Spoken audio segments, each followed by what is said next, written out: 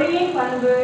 ஒளி மகிழ்ச்சியின் அடையாளம், வாழ்வின் தொடக்கம், வளர்ச்சியின் அறிகுறி, வெற்றியின் அறிவின் முன்னோடி. தந்தையாம் கடவுள் இறைமகன் இயேசுவை நமக்கு ஒளியாக தந்துள்ளார். இறைமகன் இயேசுவும் நம்மை ஒளியின் மக்களாக வாழ அழைக்கிறார். நாமும் நமக்காக பரிந்து பேசிக் கொண்டிருக்கும் புனித அந்தோனியார் போல ஒளியின் பாதையில் வாழ்க்கை பயணத்தை தொடர்வோம்.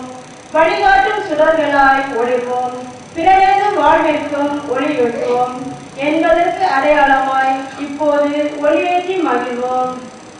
முதலாம் ஒளியை ஒளிர்விக்க திருப்பலிக்கு தலைமையேற்றிருக்கும் பேரருட் தந்தை பெலிக்ஸ் அவர்களை அன்போடு அழைக்கின்றோம். இரண்டாம் ஒளியை ஒளிர்விக்க திருத்தலத்தை வளர்ச்சியின் பாதையில் வழிநடத்தி கொண்டிருக்கும் நமது பாசமிகு அதிபர் தந்தையும் ஆன்மகுரு தந்தை அவர்கள் மதியதாசன் அவர்களையும் இணைந்து ஒளியேற்ற அன்புடன் அழைக்கின்றோம். மூன்றாம் ஒளியை ஒளிர்விக்க மறையுரை ஆற்றியிருக்கின்ற அருட்தந்தை ஆண்டனி ஜோஸ் அவர்களை அன்போடு அழைக்கின்றோம். நான்காம் ஒளியை ஒளிர்விக்க திருப்பலியில் கலந்து கொண்டிருக்கும் அனைத்து அருட்தந்தையர்களையும் இணைந்து ஒளியேற்ற அன்புடன் அழைக்கின்றோம். ஐந்தாம் ஒளியை ஒளிர்விக்க நிதிக்குழு செயலரும் பங்கு பேரவை செயலரும் இணைந்து ஒளியேற்ற அன்புடன் அழைக்கின்றோம். ஆறாம் ஒளியை ஒளிர்விக்க பக்தர்கள் சார்பாக திரு அருண் மற்றும் திரு பெஞ்சமின் ராஜ் அவர்களையும் இணைந்து ஒளியேற்ற அன்புடன் அழைக்கின்றோம். ஏழாம் ஒளியை ஒளிர்விக்க இளைஞர்கள் சார்பாக திரு அபிலாஷ் மற்றும் முதியோர் சார்பாக திரு தன்ஸ்லாஸ் அவர்களையும் இணைந்து ஒளியேற்ற அன்புடன் அழைக்கின்றோம்.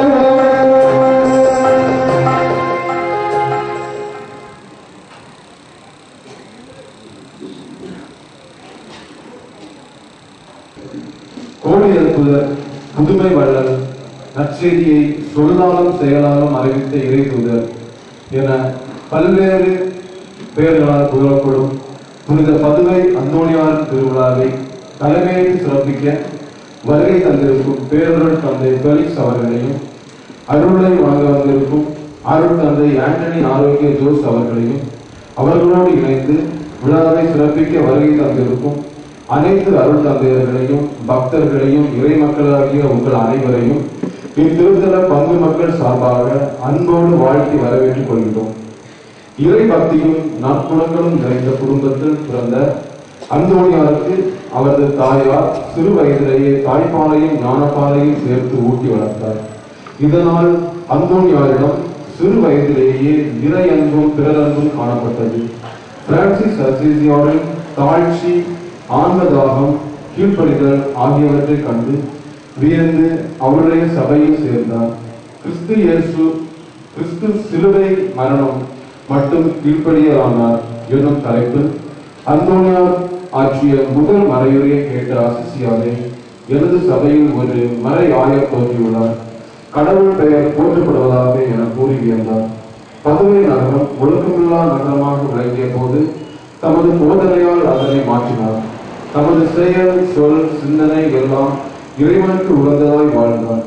அவரது பக்தர்களாகிய நாமும் தப்புவற்று கொள்ளாமல் நமது சிந்தனைகளில் தூய்மையுள்ளவர்களாகவும் பிறரோடு உள்ள உறவில் நல்லெண்ணம் உள்ளவர்களாகவும் வாழ வேண்டும். அதற்கு நாம் புனிதர் தம் கையில் ஏந்திய குழந்தை இயேசுவிடம் நமக்காக மன்றாட இத்திருப்பலியில் பக்தியோடு பங்கேற்போம். தூய அந்தோணியாருடைய பக்தர்களே, இன்று நம் அனைவருக்கும் மிக முக்கியமான ஒரு நாள் என்று சொன்னால் மிகையாகாது. இந்த திருத்தலத்தை பேணி பராமரித்துக் கொண்டிருக்கின்ற, இங்கு வருகின்ற எல்லா பக்தர்களுக்காகவும் பரிந்துரை செய்கின்ற, நம் இதயங்களில் நிறைந்திருக்கின்ற தூய அந்தோணியாருடைய பெருவிழாவை அகில உலக திருச்சபை கொண்டாடுகின்ற போது இந்த வெட்டுவந்தி திருத்தலத்தில் வருகின்ற பக்தர்களாகிய நாம் அனைவரும் இணைந்து இந்த விழாவை கொண்டாடுவது மிகவும் பொருத்தமானது, அர்த்தமுள்ளது. இந்த நாளிலே இந்த ஆடம்பர கூட்டு திருப்பலிக்கு தலைமை தாங்கி நமக்காக ஜெபிக்க வந்திருக்கக்கூடியவர்கள் ஆயர் இல்லத்திலே பணியாற்றி கொண்டிருக்கின்ற கோட்டாறு மறை மாவட்ட தலைமைச் செயலர் பேரவு தந்தை பெலிக்ஸ் அவர்கள்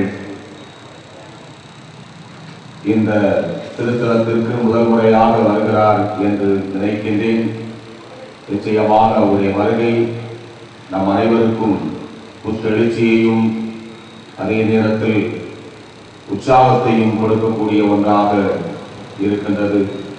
எனவே உங்கள் அனைவரின் சார்பாக அவரை வரவேற்றுக் கொள்வதில் நான் மிக்க மகிழ்ச்சி அடைகின்றேன். இங்கு ஏராளமான குருக்கள் அருட்பணியாளர்கள் இங்கு வந்திருக்கிறார்கள். அவர்களையும் நான் அன்போடும் மகிழ்ச்சியோடும் வரவேற்றுக் கொள்கின்றேன். இந்த விழா கூட்டு திருப்பலியில் திருப்பலிக்கு காணிக்கை செலுத்தி, சிறப்பு காணிக்கை செலுத்தி குடும்பங்களை ஒப்புக் கொடுக்க கேட்டிருக்கின்ற நபர்கள் பெஞ்சமின் சென்னை. இவர் இந்த விழா சிறக்க வேண்டும், வரக்கூடிய பக்தர்களுக்கு உணவு கொடுக்க வேண்டும் என்பதற்காக 2.5 லட்சம் ரூபாய் கொடுத்து இப்பொழுது இந்த நற்கருணை கொண்டாட்டத்திலும் பங்கேற்றுக் கொண்டிருக்கின்றார்.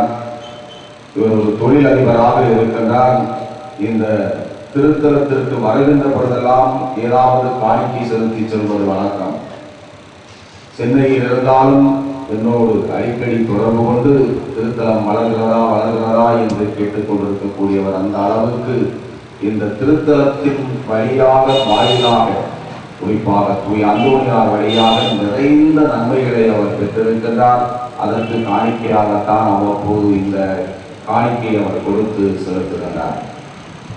எனவே பெஞ்சமின் குடும்பத்தையும் ஒப்புக் கொடுத்து ஜெபிப்போம். கணேஷ் மஞ்சாரனோடு சொத்து விட்டதற்கு நன்றி. ராஜங்கன் புலித்துறை நன்றி வரியாக இந்த வரியை ஒப்புக் கொடுக்க கேட்டிருக்கின்றார்கள். எல்சிவாய் முந்தவரை நன்றி வரியாக இந்த வரியை ஒப்புக் கொடுக்க கேட்டிருக்கின்றார்கள். சாந்தி தெங்கன்குறிச்சி நன்றி வரியாக இந்த வரியை ஒப்புக் கொடுக்க கேட்டிருக்கின்றார்கள். எழில்குமார் அருமனை அறுவை சிகிச்சை நல்ல முறையில் நடந்ததற்கு நன்றி செலுத்தி இந்த வரியை ஒப்புக் கொடுக்க கேட்டிருக்கின்றார்கள். அமர்ராஜ் ஆலஞ்சி நன்றி வரியாக இந்த வரியை ஒப்புக் கொடுக்க கேட்டிருக்கின்றார்கள். சகாயமுது குறும்பனை உடல்நலம் வேண்டியும் தொழில் முன்னேற்றம் அடைய வேண்டும் என்பதற்காக இந்த வரியை ஒப்புக் கொடுக்க கேட்டிருக்கின்றார்கள். ஜோஸ்ராஜ் பொன்மனை வேலை கிடைத்ததற்கு நன்றியாக இந்த வரியை ஒப்புக் கொடுக்க கேட்டிருக்கின்றார்கள். கென்னடி சுனி அனுஷியா குடும்பம் அந்தோணி நகர் நன்றி வரியாக இந்த வரியை ஒப்புக் கொடுக்க கேட்டிருக்கின்றார்கள். தாசன் சிறப்பாறை விலை நன்றி வரியாக இந்த வரியை ஒப்புக் கொடுக்க கேட்டிருக்கின்றார்கள். லால் சோனியா ரெஜி மணக்காலை திருமணம் நடந்ததற்கு நன்றி வரியாக இந்த வரியை ஒப்புக் கொடுக்க கேட்டிருக்கின்றார்கள். கமாரி உத்திரங்கோடு நன்றி வரியாக இந்த வரியை ஒப்புக் கொடுக்க கேட்டிருக்கின்றார்கள். மற்றும் நன்கொடையாளர்கள் பக்தர்கள் எல்லாருக்கும் ஆண்டவர் உடல் உள்ள நலத்தை கொடுத்து தூய அந்தோணியாருடைய பரிந்துரையை பெற்று இவர்கள் அனைவரும், நாம் அனைவரும் நலமோடு வாழ ஆண்டவர் அருள் புரிவாராக. உங்கள் அனைவருக்கும் இன்றைய திருவிழாவின் பெரு வாழ்த்துக்களை உரித்தாக்குகின்றேன். இத்தாலியில் இருக்கின்ற ரோமையிலிருந்து சுமார் 4 மணி நேரம் அதி விரைவு ரயிலில் சென்றால் பதுவை நகரை அடைந்து விடலாம். பதுவை நகர் அந்தோணியாருக்கு தான் நாம் இந்த விழா எடுக்கின்றோம். பதுவை நகரிலே இன்று சிறப்பான கொண்டாட்டங்கள் நடந்து கொண்டிருக்கின்றன.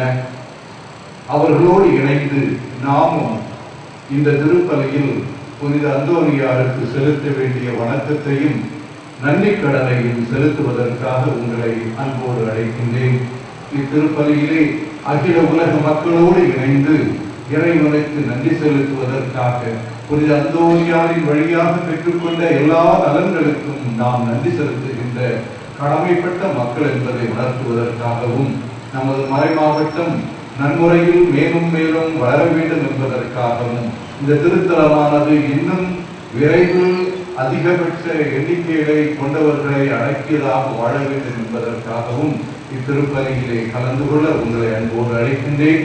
இத்திருப்பலியை நாம் நமது இயேசுவின் திருநாமத்தில் மீட்பு உண்டு என்ற விசுவாச நம்பிக்கையுடன் இந்த விசுவாசத்தை வெளிப்படுத்துகின்றவர்களாக வாழ்வதற்காகவும் நாம் இத்திருப்பலியில் கலந்து கொள்கின்றோம். எனவே ஆண்டவன் இயேசு நமக்கு மீட்பளிப்பார் என்ற விசுவாச உணர்வோடு இத்திருப்பலியை துவக்குவோமாக. பிதாசுதன் பரிசுத்த ஆவியின் பெயராலே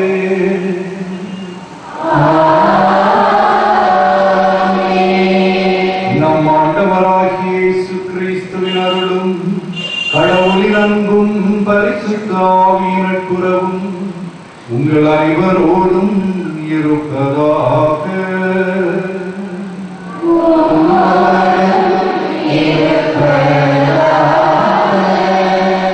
இறைவன் தூயவர், தூய்மை நிறைந்தவர், மகிமை நிறைந்தவர்.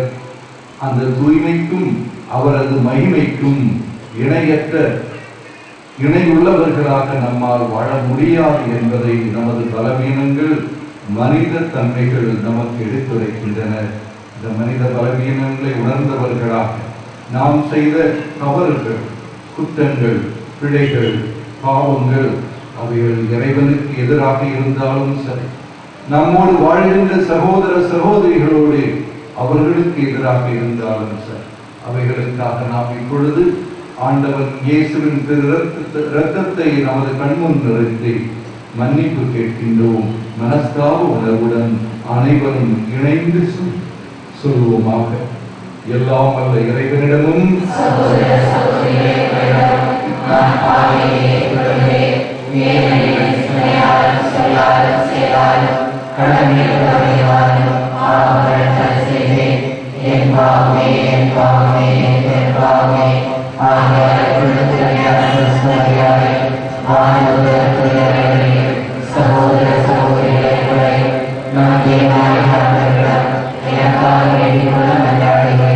எல்லாம் வல்ல இறைவன் நம் மீது இரக்கம் வைத்து நம் பாவங்களை மன்னித்து நம்மை முடிவில்லா வாழ்விற்கு அழைத்து செல்வாராக.